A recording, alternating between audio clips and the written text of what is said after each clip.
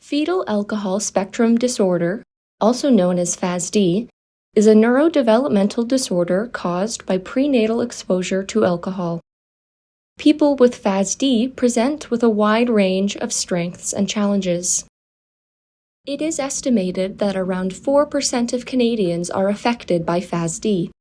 For reference, FASD has a higher prevalence rate of both autism and Down syndrome in Canada, and is comparable to the prevalence of ADHD. An estimated 20,000 people have FASD in the City of London, meaning roughly 1 out of 20 people in London have FASD. FASD is found amongst all cultures. FASD is caused by prenatal exposure to alcohol. Severity of symptoms depends on factors such as the frequency of alcohol consumption, the quantity of alcohol consumption, and the stage of pregnancy where drinking took place. Other factors like stress and the age of the birth parent also affect FASD severity. Physical symptoms of FASD can be identified by a small head, shorter distance between the inner and outer eye corners, a smooth philtrum, and a small upper lip. Other physical features include a low birth weight, delayed growth during infancy and childhood, delayed milestones such as crawling or walking, difficulty with fine motor skills, and poor balance. Like any neurodevelopmental disorder, people with FASD have a unique set of challenges and strengths, which include but are not limited to vision or hearing impairments, speech or language delays, hyperactivity or impulsivity, problems with attention, concentration, and executive functioning, impaired adaptive social skills, strong verbal expression, skilled in the arts and music, strong long-term visual memory, heightened empathy, and an appreciation for justice, morality, and fairness. Statistics on FASD demonstrate a lack of understanding of the disorder and subsequently a lack of adequate supports for this population.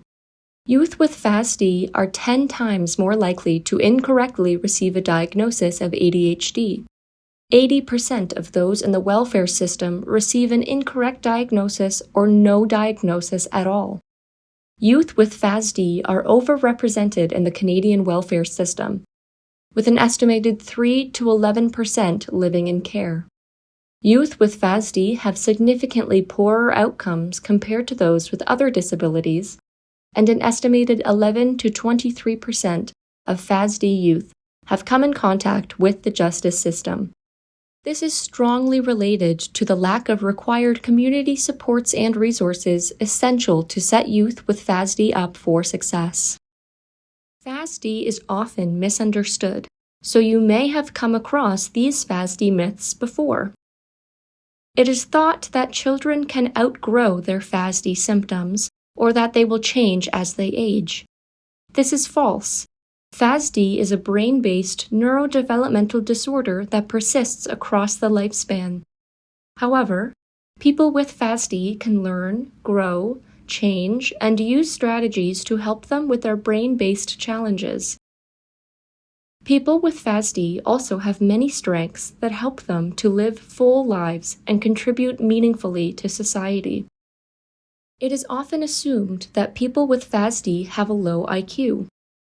Much like autism spectrum disorder, intelligence levels for individuals with FASD can range from above average to normal to below average, and depends entirely on the individual.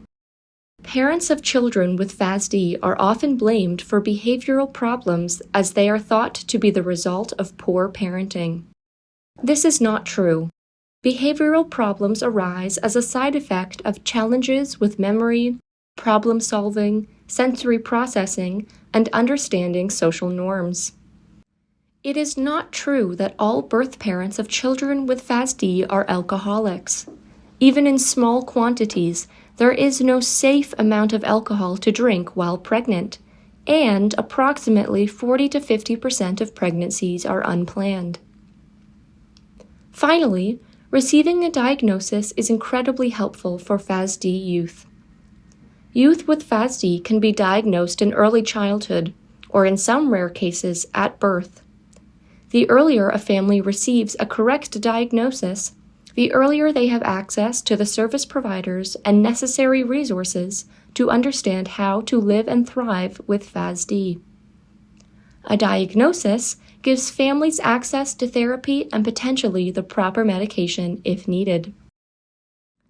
When working with adults or youth with FASD, there are some attributes of the disorder that could complicate the ADR process and require extra consideration from CAS workers and ADR practitioners. Confabulation, dysmaturity, and sensory difficulties may present particular challenges within ADR sessions. Confabulation refers to the production or creation of false memories without the intent to deceive, and is sometimes called honest lying. These false memories may consist of exaggerations of actual events, inserting memories of one event into another time or place, recalling an older memory but believing it took place more recently, filling in gaps in memory, or the creation of a new memory of an event that never occurred. While some confabulated memories are easier to identify as false, in other cases, the confabulated memory may be so personal and unique, only someone like a family member or close friend may be able to confirm the accuracy of the memory. If you have a client who confabulates, the following strategies should be used. Verify events and circumstances from multiple collateral sources, such as family, friends, and service providers. Avoid asking leading or close-ended questions that may make them feel as if they have to respond. Avoid using language that may confuse your client, and remind them it is okay to not have an answer. Offer acceptance and support. Do not attempt to confront them about their confabulation. Finally, although confabulations are fake, the emotions they bring up may be very real for your client. There is insight that can be gained from these emotions, even if they are tied to false memories. Dysmaturity is a symptom of FASD where the abilities, judgments, interests, and knowledge of that individual are not in line with their chronological age. For example, their physical maturity may be in line with their actual age, but their reasoning skills may be appropriate for a child much younger than they are. This can mean an individual with FASD is easily taken advantage of by others, requires concrete and literal instructions, and struggles to understand subtleties of language like sarcasm or innuendos.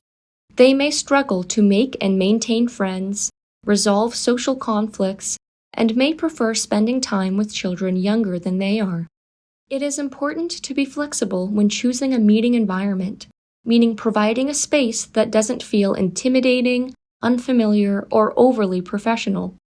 Match your language with their developmental level, which means speaking clearly, plainly, and literally. Avoid euphemisms or using complex language. Repeat information as often as required without showing frustration, and check in to ensure your client understands key information. Modify your expectations for your client. Whether it be an adult you think should be able to understand this, or a child who needs to grow up, you should only expect of your client what they feel is within their capabilities to achieve. What your client might be able to do or handle one day might be different from the next. Finally, especially for youth, provide as much supervision as possible. Sensory difficulties may mean an individual with FASD is too sensitive or not sensitive enough to their environment. In this case, adjusting lighting and temperature, providing fidget toys and comfortable seating, and reducing noise can help your client focus in ADR conferences. Allow for frequent breaks. Hold your conferences in a consistent meeting space so your client knows what to expect and can become comfortable in the space over time. This is also helpful as individuals with FASD do well with consistent routine. Finally, should you have to change or move spaces, give your client as much notice in advance to prepare them to transition to minimize their stress. It is essential to remember that people with FASD are trying their best. Directly stemming from their brain-based challenges, your client may miss appointments or not hand in the required paperwork to move forward with services. Your client may not understand the error of their ways or understand how to avoid making the same mistakes. Your client may relay incorrect or inconsistent information to you in sessions. Your client may get distracted frequently or become triggered easily. Your client may not meet the typical expectations for someone their age. People with FASD may require extra support, patience, and time to complete tasks that require significant planning, attention, or organization. It is paramount that service providers and family members of those with FASD switch their perspective from won't to can't when figuring out how to help a FASD individual. Nearly all approaches for working with individuals with FASD stress the same concepts. First and foremost, compassion and patience for your client is necessary.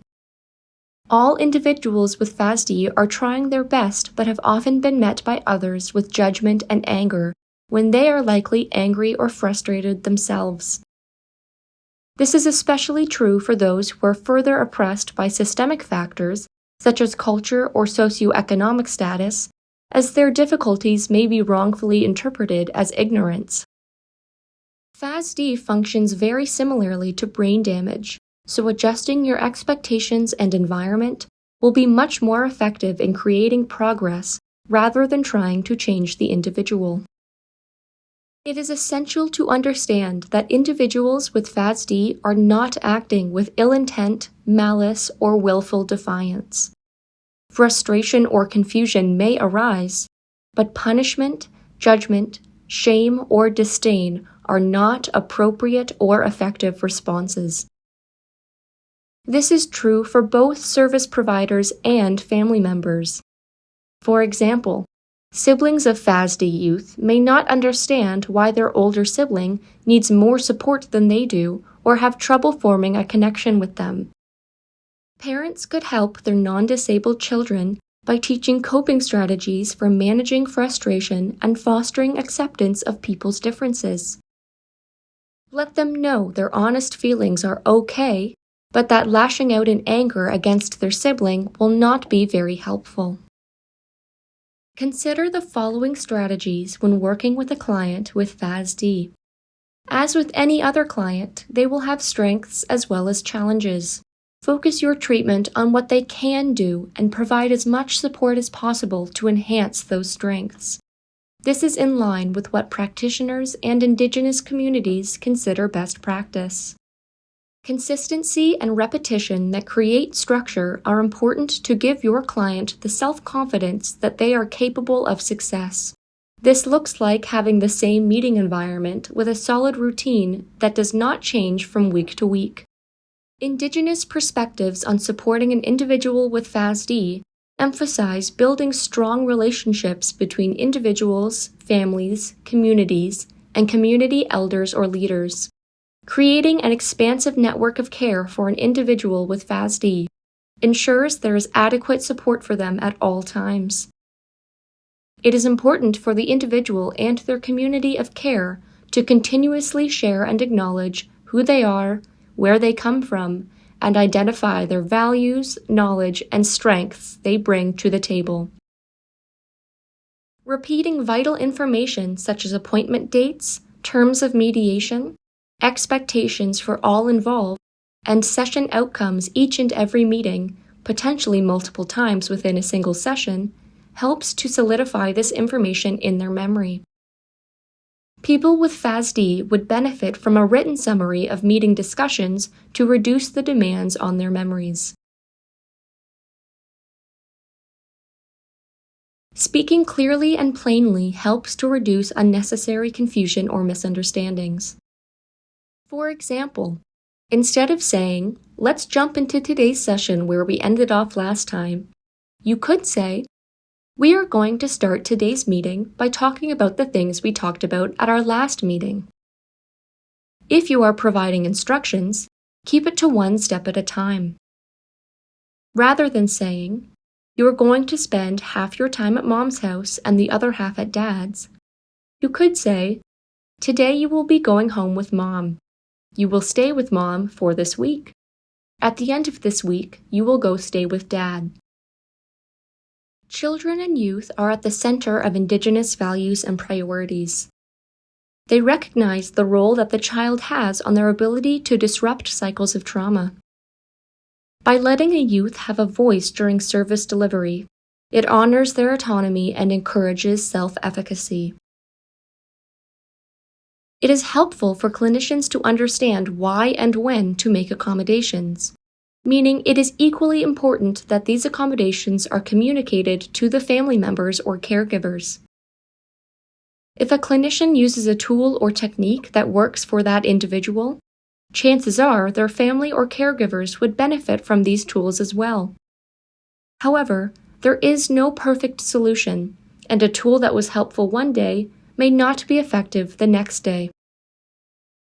For more information or further learning, here are some resources for clinicians and family members of those with FASD.